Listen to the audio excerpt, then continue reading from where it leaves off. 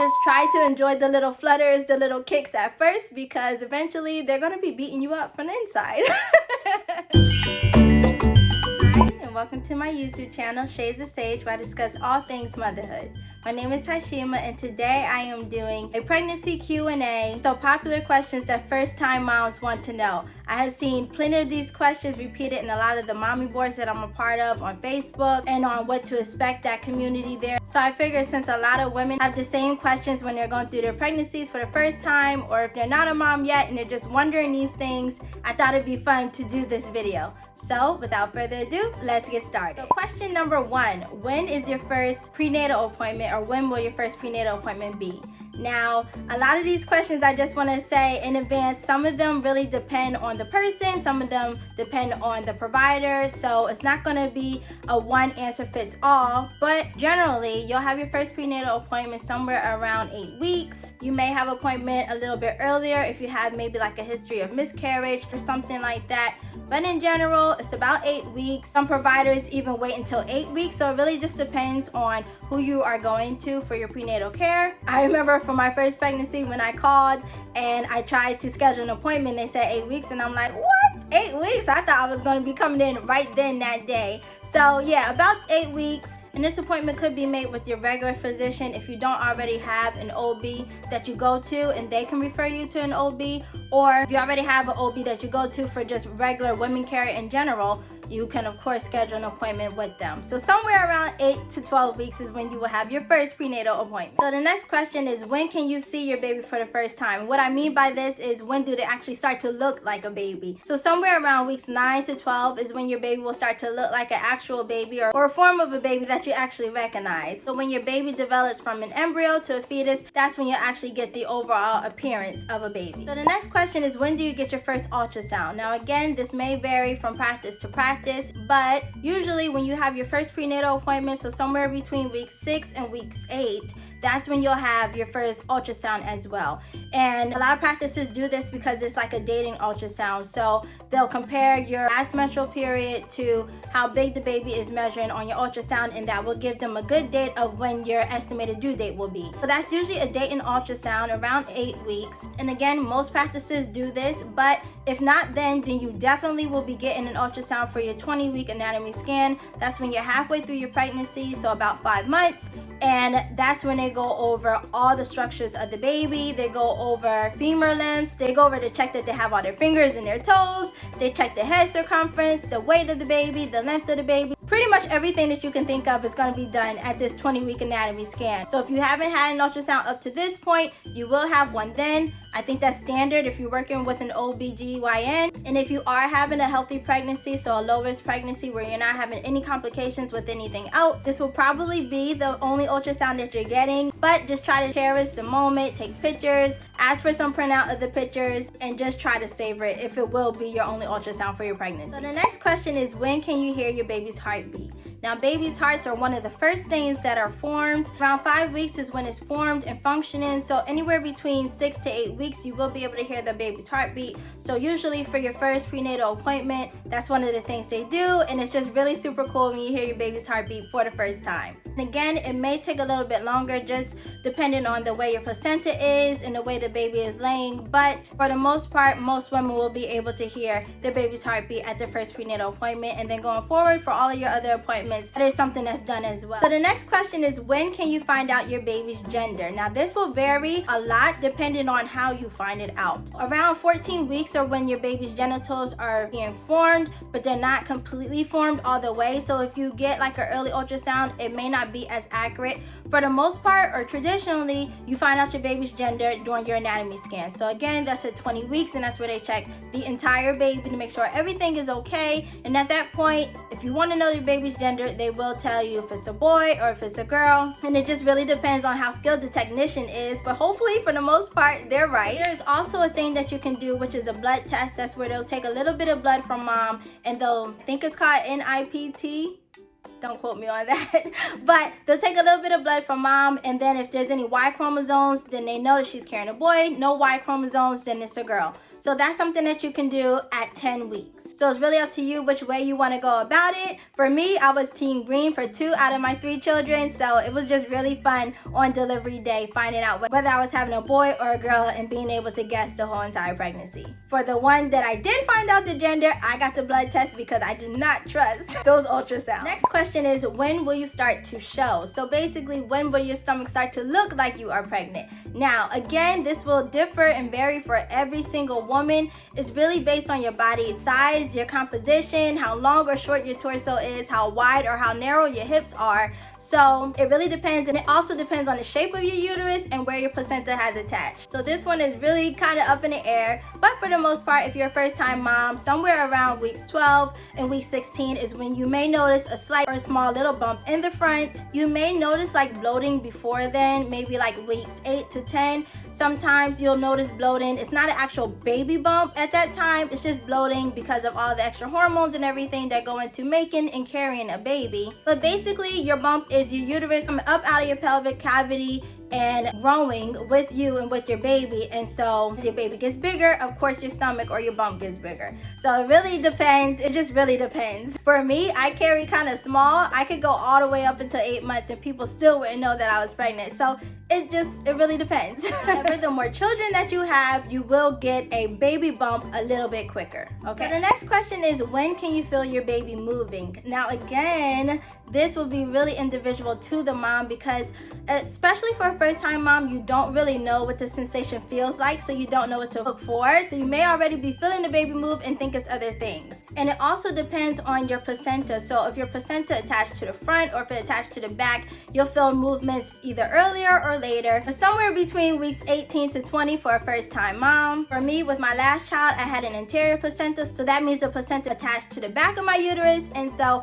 I did feel movements later with my last child with him than I did feel with my previous children before that. So it really just depends on a lot of things. So somewhere around that midway mark is when you'll start to feel your baby moving. So the next question is, what does the baby's moving feel like? Or what does it feel like when the baby's moving? And it's kind of hard to describe if you've never felt it before. Some women say it feels like bubbles, some say it feels like tickles, some say it feels like fluttering, some say it feels like gas. And so when you first feel those initial movements, you may not know what it is. You may think it's gas, you may think it's nausea, you may think that maybe you ate something wrong, but it could be your baby moving. So just be patient. You will be able to distinguish one from the other. For me, the best way I could describe it is if you have like your eyes closed and you kind of like move your eyes from side to side. I don't know if you can see me doing this, but like,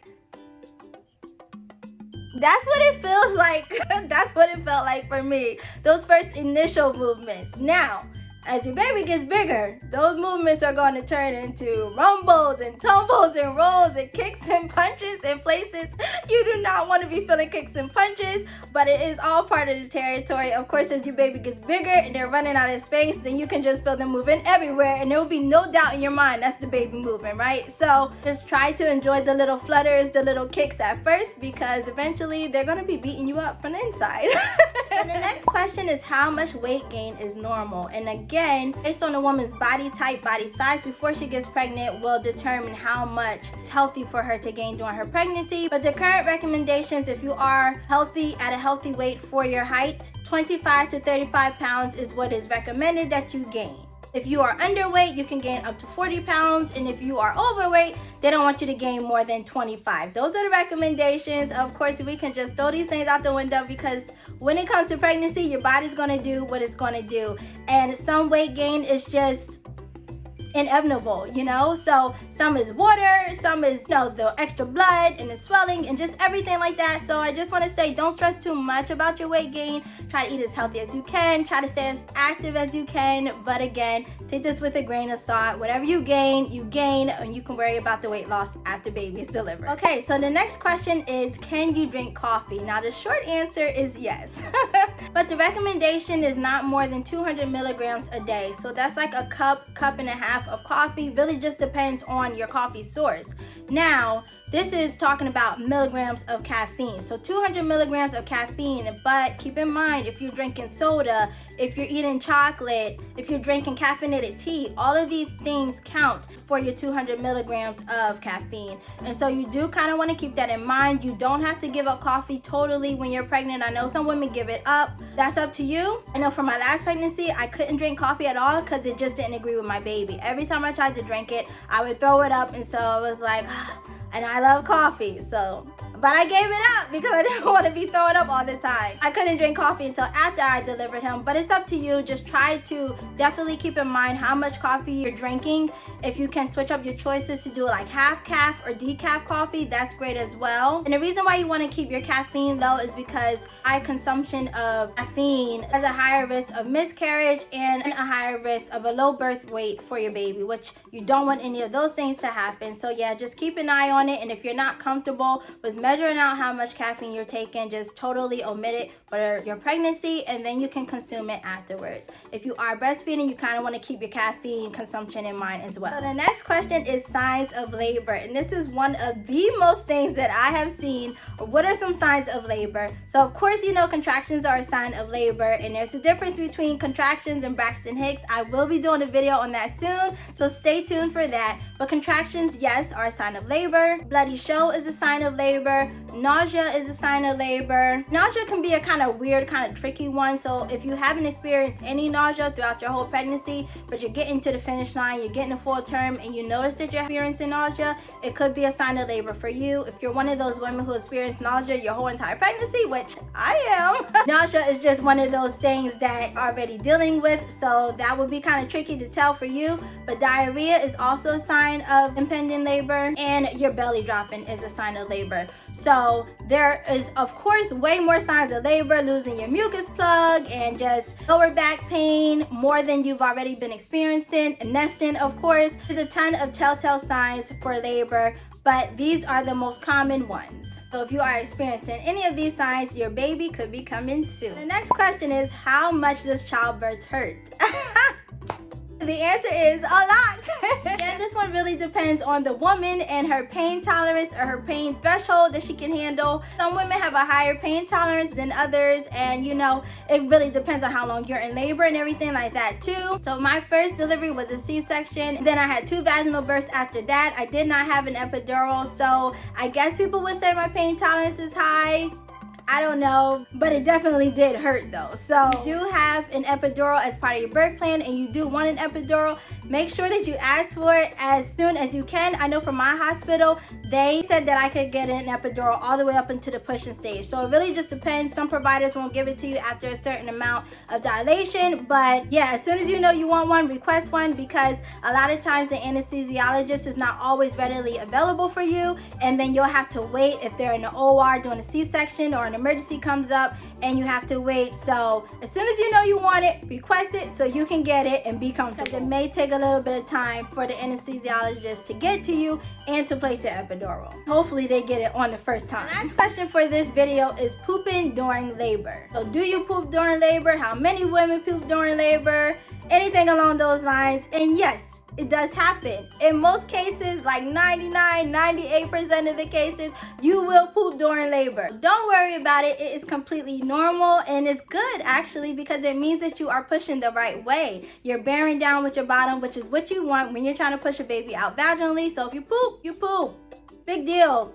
The doctors and nurses have seen it all before. Please don't be embarrassed. If you have your partner and you don't want them to see that, tell them to stay up by your head, and then you'll all be safe. But don't worry about it. It comes with the territory. They just scoop it right up, change the pad underneath you, put another one down there. There's no need for you to feel shame about that. In the day, they used to give enemas before you were in labor and delivery. They don't really do that anymore. At least my hospital didn't. You aren't on any like pain medication where you can't walk or you don't have an epidural. Of course, you can go to the bathroom and use the bathroom yourself. Hopefully you get everything out before the pushing stage. But again, it's really not that big a deal. It probably will happen. Don't just try not to worry about it or stress too much about it. So that's everything for this video. I hope that you enjoyed this video. If you are newly pregnant, if you are a first-time mom, or if you're not pregnant yet and you just were wondering these questions or had these questions in your mind, I hope I answered them well enough for you. And remember, take this video with a grain of salt. Everybody is different, every case is different, and so these may not be exactly your experience. If you are a second-time mom or third-time mom, or you have previous children,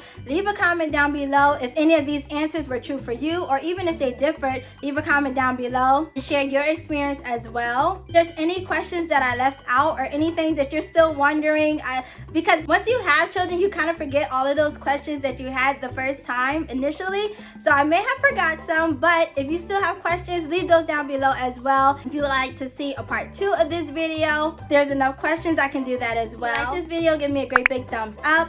Don't forget to comment, like, and subscribe. Thank you to all of my new subscribers, and I will have the details for my YouTube live soon, but in advance it's going to be on April 19th. I'm just not sure the time yet. Oh, leave a comment down below if you have a time that's good for you, because it is a Monday, so I know it is a work day, but I just really want to do it on the day of my 1-year anniversary here on YouTube, so I'm really looking forward to that. Thank you so much for watching today, and I'll see you in my next video.